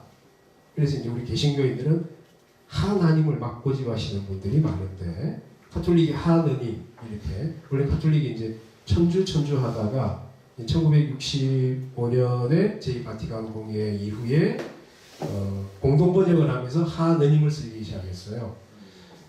천주라고 안 하고. 그러니까 이제 가톨릭이 부르니까 이제 하늘을 뜻한다고 하고 뭐 이렇게 해서 막 이제 하느님은 잘못됐다 막 이렇게 이야기하시는 분들인데 그분들은 아까 제가 말씀드린 것처럼 성서와 성경은 같은 건데 굳이 막 이렇게 성경이다 이렇게 말하는 사람과 거의 같은 분들입니다. 예, 뭐 예담수가 이야기하고 지나갑니다.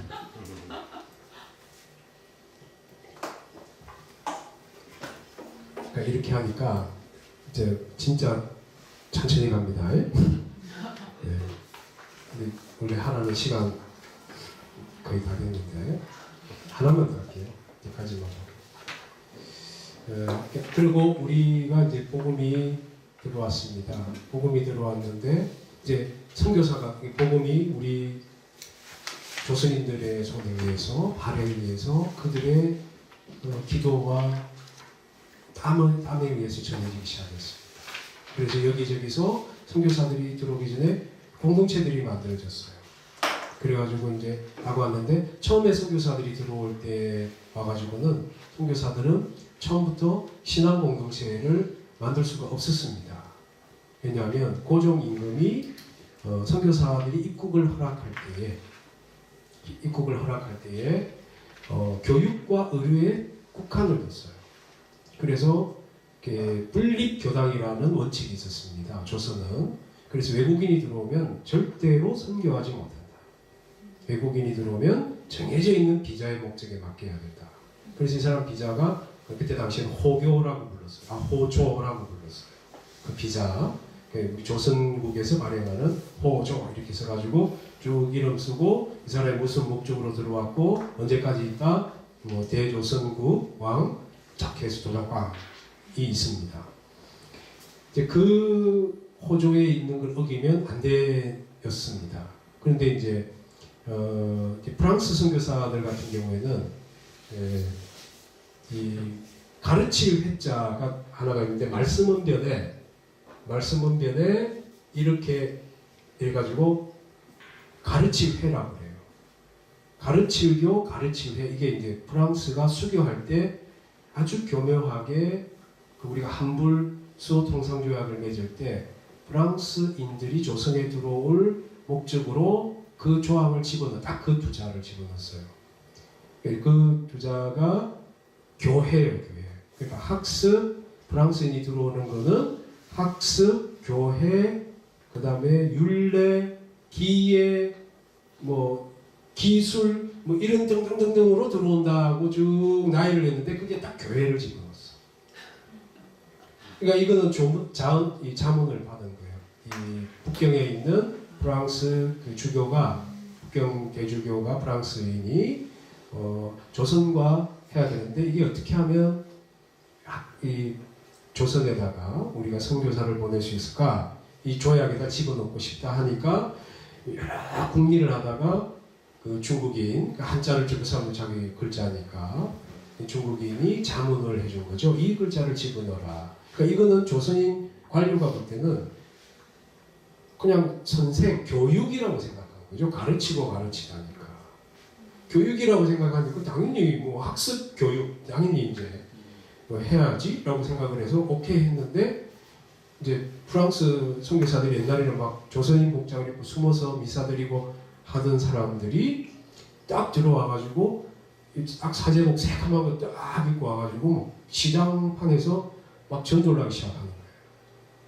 그러니까 막 조선인 그 고을 수령이 깜짝 놀래가지고 이걸 막 이게 못하게 막긴 막았는데 외국인이라 손은 못 대고 치외법권이 있었기 때문에 그래서 이제 중앙에다가 막 이렇게 이야기를 하고 그러니까 이제 그 프랑스 그 대사 공사관이 이야기하기를 봐라 교회잖아 교회 이 사람들 교회하러 들어온 거야 당신들이 비자 내주고 뭔 소리 하는 거야 이래가 어거지를 쓰고 처음에는 교회가 많았습니다. 이걸 교회라고 부르고 교안이라고 부르기도 합니다. 그러니까 가톨릭이한 교회가 상당했습니다. 그 대표적인 케이스가 그게 그 제주도에서 이재수의 당이에요. 그게 어떻게 하냐면 자꾸 이제 딴 이야기 이야기 점점 길어지면 할 것 많고 여튼 나온 김에 어떻게 하냐면 이게 프랑스인들이 자기들 치외법권이에요. 그러니까 프랑스인들이 치외법권이기 때문에 그 사실을 알게 된 약간 약삭 빠른 조선인들이 이제 개종을 한 거예요. 개종을 하고 그 프랑스 신부와 결탁하는 거죠. 네, 결탁을 하고 심지어는 그 프랑스 신부를 앞세워서 거기에 우두머리 조선인 우두머리가 자기가 함부로 아무도 권한을 부여 안 했는데 고을 수령이 권한도 부여 안 했는데 자기가 함부로 그 지방에 세금을 걷습니다. 말이 세금을 걷는 거지 이건 자격도 없는 놈이 우리 세금을 걷으러 보십시오. 그건 강도지 강도. 근데 아무도 말을 못하는 거예요. 그래 그 폐해가 엄청났습니다. 특히 그 제주도에서는 이 천주당들 천주쟁이들에 대항해서 이 백성들이 이제 쟁의를 일으킨 게 밀란을 일으킨 게 그게 이재수의 난이에요. 그게 제주뿐만 아니라 황해도에도 있었고 여러 곳에서 있었습니다. 그러니까 이제 교폐가 심했어요. 이에 비해서 정말 대조적으로 개신교 선교사들은 딱 원하는 것만 했어요. 교육과 의료. 오늘날 우리의 관점에서 보면 조금 소심하고 좀 안타까운데 저는 아닙니다. 왜냐하면 이게 정말 중요했습니다. 어떤 의미에서 복음이 뭔지를 제대로 알려주기 위해서 이만한 게 없었기 때문에 그러니까 이거는 우리에게 다시 한번 여러 가지 생각을 하게 합니다. 복음이란 그냥 그 복음 우리가 믿고 있는 그 바가 우리가 잘 말하면 그렇게 전해지는 게 아닙니다. 단적인 제가 예를 하나 드릴게요. 제가 지금은 걔가 이제 20대 처녀가 됐습니다만은 제 딸 이야기입니다. 근데 걔가 요만할 때였어요. 5살이었어요. 그래 딱 제 엄마 심부름을 하러 딱 갑니다. 마트까지는 쫙 갈 때는 뭐 딱 손을 잡고 이제 가죠. 5살짜리 정말 에너제틱하고 다이나믹한 그 나이. 모든 게 신기하고 모든 게 갖고 싶은 그 나이에 그 5살짜리 꼬마 소녀가 아빠 손을 잡고 마트까지는 잘 갑니다. 근데 마트에 딱 들어가는 순간 안전하잖아요, 그죠? 그럼 아빠 손을 탁 내쳐요. 그리고 팍 어딘가를 달려갑니다. 저는 이제 그 카트를 밀고 이제 엄마 심부름을 이제 다 하고 어디 있는지 저는 압니다. 어디 있겠어요? 인형 가게 앞에 제가 오기를 딱 기다리고 있을 것 같아서 딱 기다리고 있어요. 미동도 안 해. 마치 진화의 시간 이전부터 그렇게 있었던 것처럼 그게 딱 이렇게 있습니다. 제가 이제 가면 사나 뭐해? 이렇게 물어봅니다. 그러면 딱 내가 온 줄 알고 보지도 않고요. 손을 착 이렇게 내밀고 어떤 물체를 향해서 딱 물어봅니다. 아빠 이거 뭐야? 딱 물어봅니다. 그때 그 아이가 우리가 아는 What is this? 라고 물어봤겠습니까? 아니겠죠, 그죠? 다시 말하면 복음이라는 것은 그것이 갖고 있는 컨텍스트만으로 존재하지 않습니다. 복음은 컨텍스트에서 상황에 의해서 그것이 이해되어집니다. 그럼 지저분한 일을 하나 드릴게요. 이게 우리가 없어서는 안 되는 물입니다. 물을 조금 더 드릴게요. 여기에 떨어진 이 물과 제가 마신 물은 같습니다. 그런데 이 물을 제가 먹을 수는 없어요. 이 물을 먹으려면 무릎을 꿇고 마치 머리를 바닥 가까이 대고 혀를 내밀어서 개처럼 핥아먹어야 됩니다. 우리가 물을 먹는 행위는 이 물과 이 물은 같은 물이지만 물을 먹기 위해서는 인간은 반드시 이와 같은 수단을 필요로 합니다. 이것이 본질은 아니나 이것이 없이는 본질을 획득할 수 없습니다. 어떤 경우에도 예외가 있을 수 없습니다. 모든 복음도 마찬가지입니다. 복음이 그래서 상황 속에서 복음이 전파됩니다. 컨텍스트와 분절되어 있는 텍스트는 존재하지 않습니다. 그런 것을 믿는 사람들이 있긴 있습니다만 그 사람들이 믿음에서만 가능합니다. 실제로 뼈와 살이 있는 인간의 삶 속에서는 불가능한 이야기입니다. 왜냐하면 하나님의 복음은 이미 인간의 말로 전해지기 때문에 인간의 말만큼 가장 대표적인 상황이란 존재하지 않습니다. 인간의 언어 자체가 문화이고 상황입니다. 하나님의 한국말로 이야기했겠습니까? 하나님이 헬라어로 이야기했겠어요? 하늘이 영어로 말씀하시는데 우리가 그걸 번역한 겁니까? 아닙니다. 우리가 우리 안에 있는 마음의 감동을 우리 언어로 표현하는 거죠. 이미 우리 언어는 바로 이와 같은 겁니다. 우리가 복음이라고 말하는 걸 말하지만 그거와 같은 겁니다. 또 하나 예를 들면요. 아까 중국 예를 조금 들었습니다만은 로버트 모리슨 목사는 그러지 않았으나 많은 로버트 모리슨의 중국 첫 선교사 그 이후에 왔던 선교사들은 중국에 와서 교회를 개척하는 게 거의 불가능해지고 그 다음에 선교가 안 되고 그러니까 할 수 없이 어떤 일을 했냐면 동인도 회사에 취직을 해서 서기를 보거나 통역관 일을 했습니다. 왜냐하면 당시에 배를 타는 선원들은 거의 일자무식이었고 목사들은 당시 최고의 학벌을 가진 사람들이었어요. 그랬기 때문에 그들보다 더 학식이 뛰어난 사람이 없어요. 그리고 학습 능력이 뛰어나니까 뭐 이렇게 문서 정리나 아니면 뭐 이 교양이 충분한 사람들이라 중국 관료들을 대할 때도 매우 잘 대처합니다. 그러니까 뭐 중국어도 빨리 배우고 그 다음에 교양이 뛰어나고 그래서 뭐 동인도 회사가 좋을 때는 전혀 문제가 없었어요. 그런데 우리가 아는 것처럼 1840년 아편 전쟁이 일어납니다. 아편 전쟁은 영국과 청나라의 싸움처럼 보이지만 사실은 초기는 동인도 회사와 청나라 간의 싸움이었습니다. 그리고 동인도 회사가 전사를 동원해서 전쟁을 하는 셈인데 그게 직원인 선교사, 즉 목사가 그게 뭐 자기는 선교사니까 상관 안 하겠어 이렇게 안 할 수도 없거든요. 실제로 적극적으로 참여하면서 그러니까 군무원으로 활동하는 거죠. 그 전쟁에 군무원으로 활동했습니다. 지도를 그려주고 그 다음에 적장하고 통역을 나서주고 그 다음에 보급대 장교가 되고 전쟁이 끝났습니다. 전쟁이 끝나서 동인도에서는 다시 상사로 돌아왔고 이 사람들도 어떤 사람은 계속 그냥 거기에 이 상사 직원으로 있는 선교사도 있었지만 어떤 사람은 이제 자기가 본격적으로 이제 중국 내지에 선교할 수 있게 되는 그게 남경조약에 의해서 그게 되었기 때문에 선교를 할 수 있게 되니까 이제 그때 이제 복음을 전하는 거예요. 네, 여러분 입장을 바꿔놓고 생각하십시오. 여러분이 중국 인민이라고 생각하면 저 사람은 어제까지 중국 땅을 유린하는 침략자의 앞잡이였어요.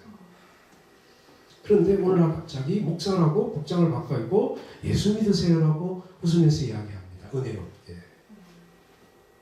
그러면 그 목사가 무슨 사탄의 말을 했겠습니까? 아니죠. 성경을 전했겠죠. 하나님 말씀을 전했습니다. 바로 이게 상황입니다. 왜 중국이 지금까지 외국인 선교사를 결코 용납할 수 없냐면 바로 1840년 아편 전쟁의 그 기억 때문입니다. 우리가 아는 기독교는 제국주의의 주구라고 하는 표현을 사회주의자들이 써요. 사회주의자들이 썼는데 이 표현을 누가 처음으로 거론했냐면 칼 막스가 영국 신문에도 기고한 내용이에요. 이게 누구냐? 영국 선교사들 두고 한 이야기예요. 죽으라는 건 앞잡이거든. 제국주의 앞잡이인 거 아니야. 영국인 선교사들이.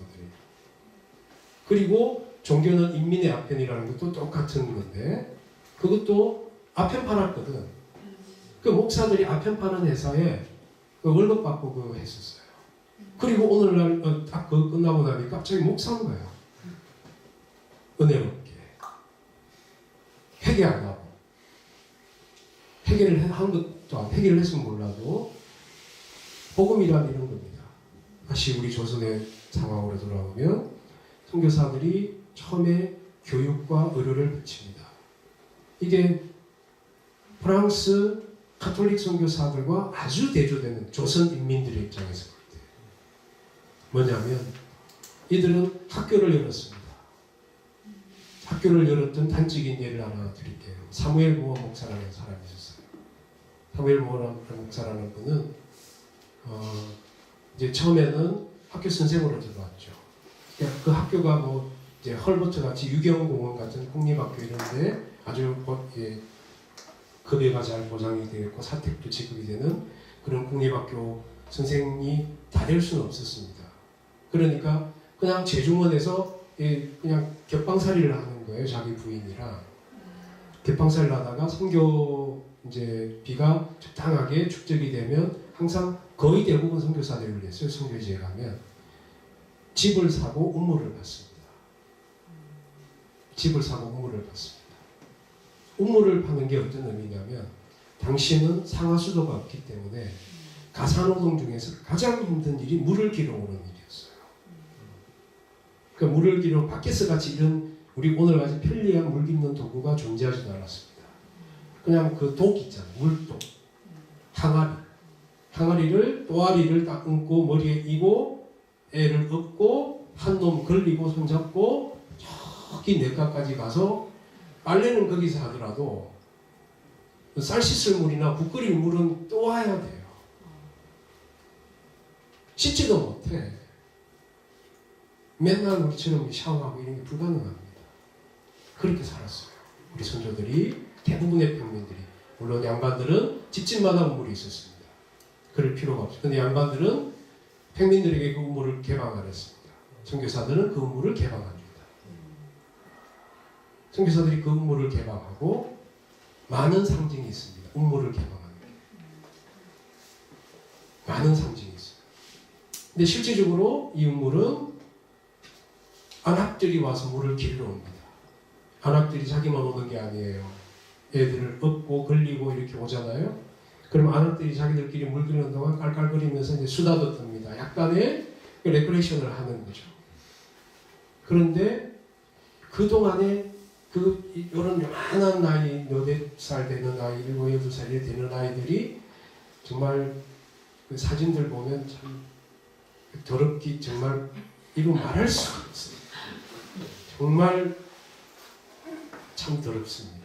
그랬던 아이들이 막 눈만 하얗게 있어가지고 깜빡깜빡하면서 근데 이 사모님이 사무엘 모어 사모님이 자기가 물수건으로 아이들 얼굴을 닦아줍니다. 아이들 얼굴을 다 닦아줘요. 그러면 1년에 한 번 목욕하는 애들인데 얼굴을 닦으니까 갑자기 하얗게 되잖아. 아이들이. 정말 빛나 보이잖아요. 게다가 아주 비장의 무기를 하나씩 딱 줍니다. 캔디. 옛날에 그 당시에는 사탕은 임금만 먹는 음식이에요. 너무너무 비싼 음식이었어요. 사탕. 근데 미국에서 막 나오기 시작한 요만한 이게 캔디는 도로포스.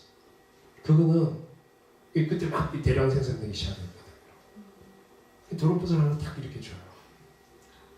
그러면 얘들이 뭔데 해가지고 막 먹어보고 태어나서 지금까지 한 번도 경험하지 못한 천국의 맛을 경험을 하는 거죠. 그 아무것도 아닌 그 딱딱한 것들을 한번 탁 배워보는 순간 핑 하면서 이제 이렇게 도는 겁니다. 애들이 그게 이렇게 자리에 누워도 그게 생각이 나죠. 그러면 아침에 딱 일어나자마자 달려갑니다. 청교사집 어디 가라 그러면 청교사집에 놀러와 똑게 이렇게 하고 애들이 뛰어나가죠. 그럼 애들이 모이죠. 그러면 또 씻겨주고 그 다음에 또 뭐 근데 그것만 하면 너무 심심하니까 이제 애들이 있으니까 이제 사무엘 무호 목사님과 사모님이 애들과 같이 율동과 음악을 가르칩니다. 율동과 음악 이게 굉장히 중요합니다. 이게 문화라는 거예요. 이거가 이 순서가 이것들이 굉장히 중요한 거였다. 교회가 이걸 다 빼려고 하는데 그건 굉장히 위험한 짓이다라고 저는 생각하면서 문화에 음악을 가르칩니다. 율동을 가르칩니다. 그래서 아이들에게 흥미를 유발합니다. 흥미를 유발해요. 그리고 또 사탕을 주고 몇 명이 고정적으로 오는 듯해서 뭘 시작했냐면 학당을 시작했습니다. 그래서 학당을 시작해서 먼저 그 아이들에게 성경을 가르치게 하네요. 성경도 가르치지만 한글을 가르치고 우리 국사를 가르치고 한문을 가르치고 그 다음에 지리를 가르치고 성경을 가르치고 무호 목사가 자기가 다 못 가르치기 때문에 굉장히 당시에 유능한 조선인 양반 출신의 학자를 서당 분당하던 이런 사람들을 불러가지고 그 나머지 과목을 가르치고 그렇게 했습니다. 근데 이게 어떤 의미냐면요. 이 평민들이 그 과정을 지켜보는 거죠.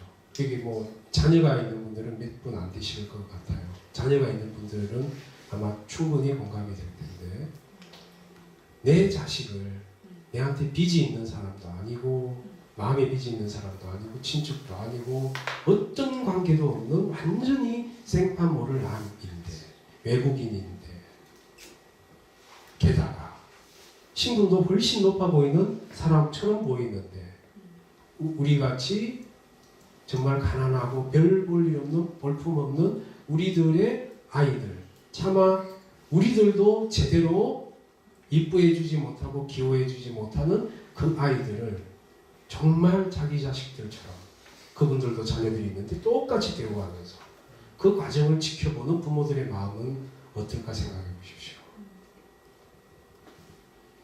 여기서 한 걸음 더 나가서 적극적으로 해석하면 이렇습니다.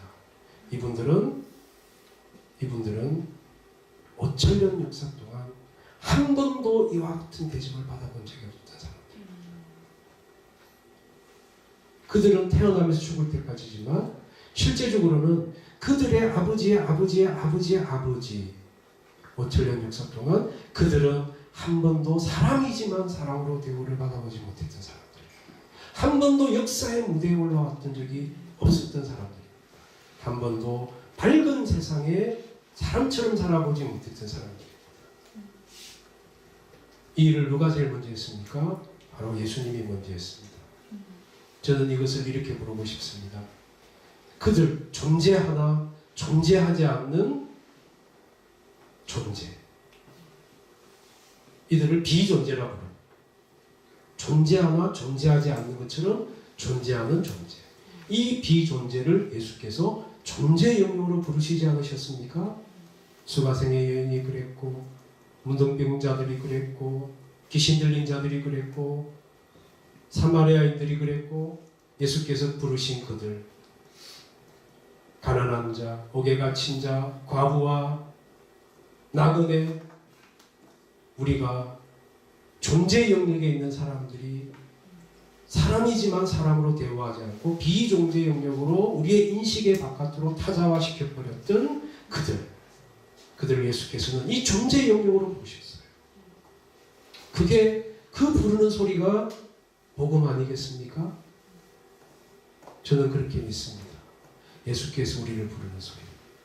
그 소리를 안 들었으면 우리가 사람이지만 사람답게 살지 않았을 우리가 예수의 소리를 듣고 여기에 와서 우리가 예수께서 우리를 존엄하게 하셨기 때문에 우리가 존엄해지는 거죠. 바로 그 광경을 그 아이들의 부모들이 느끼지 않았겠습니까? 저는 바로 이게 복음이 전해진 거라고 생각합니다. 우리가 지금 관점에서 보는 복음을 전하는 것은 예수를 믿으세요. 예수 믿으면 복 받습니다. 예수 믿으면 천국 갑니다. 예수 믿으면 이라고 말을 하지 않아도 예수가 복음서에서 기록된 그대로 비존재에 있는 사람들을 존재 영역으로 부르는 그 사역을 선교사들은 하셨다. 그러니까 그것이 교회를 짓는 일이 아니어도 됩니다. 무엇이어도 상관이 없습니다. 우리에게는 맡겨진 게 있습니다. 우리가 복음을 전하는 일, 그 복음을 전하는 일은 그런 우리가 고백하는 그 신앙의 고백, 그 포맷을 그 사람이 카피되는 게 아닙니다. 그가 비존재 영역에 있는 그가 예수 그리스도라고 하는 진리의 자리, 역사의 자리, 존재의 자리로 예수께서 부르는 이 자리로 우리가 먼저 불림을 받았기 때문에 우리가 그들을 당연히 불러야 되는, 그들을 부르는 소리가 바로 복음 아니겠습니까? 한국 초기 개신교에서 교육이란 바로 이와 같은 의미였습니다. 의료도 마찬가지였습니다. 거기에 대부분의 환자들은 가난한 사람들이었어요. 가난과 병은 지금도 그렇습니다만 동제대 양면입니다. 가난하니까 병 걸리고 병 걸리니까 가난해집니다. 아무도 인간을 대지 못했고 특히 한센님들, 인사님들 얼마나 많습니까? 역병에 걸린 사람들. 또한 이 사무엘 모 목사가 했던 그 천민 해방 운동 같은 경우는 정말 시간이 딱 됐기 때문에 다음 기회에 혹시나 있으면 누가 타지 못하고 그 이야기도 너무 기니까 여튼 우리가 첫 번째 제가 이야기를 마무리하면서 제가 여러분에게 던진 질문, 이 공부 왜 하냐? 그건 후화에 대한 답안이었습니다. 그러니까 여러분이 정말 이 본질을 잊지 마시고 우리가 누구인지를 정말 깊이 깨닫는 귀한 공부가 되시기를 바라면서 오늘 제 말씀을 모두 마치겠습니다. 감사합니다.